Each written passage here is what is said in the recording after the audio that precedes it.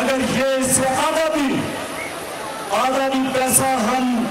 Subsidies दे दें, हम बिजली कम कर सकते हैं,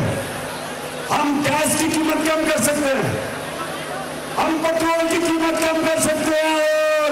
फजल ईमान की भी कीमत कम कर सकते हैं।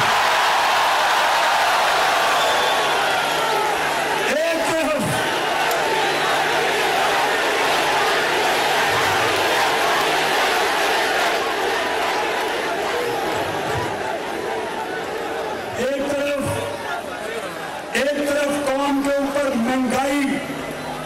का बोझ, महंगाई की दलदल में आवाम फंस रही है, और दूसरी तरफ अपने आप को 1100 अरब रुपए की NRO दे रहे हैं। मैं अपने न्यूट्रल से पूछना चाहता हूं,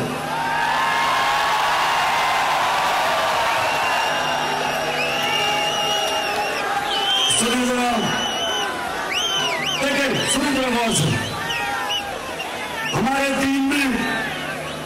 अल्लाह ने जितने भी अपने पैगंबर भेजे थे, उन सब ने एक बात की थी कि आखिरत, हमारी आखिरत उस चीज के ऊपर है कि जितना अल्लाह हमें देता है उसके मुताबिक हम इंसानियत की खिदमत कैसे करते हैं। जो भी अल्लाह का दीन है, हमारा दीन, मसीहों का दीन, यहूदियों का, हिंदुओं का, जिसका भी दीन है, उन सबको एक ही पैगाम मिला था कि आपका दुनिया में इम्तिहान सिर्फ